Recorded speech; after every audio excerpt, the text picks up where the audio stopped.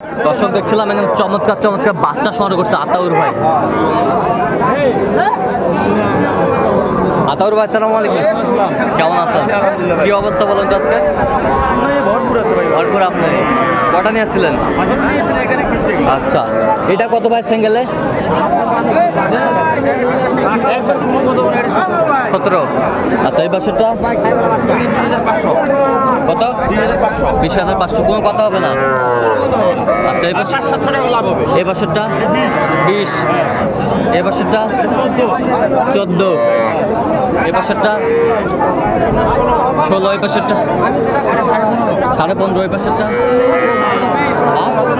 17।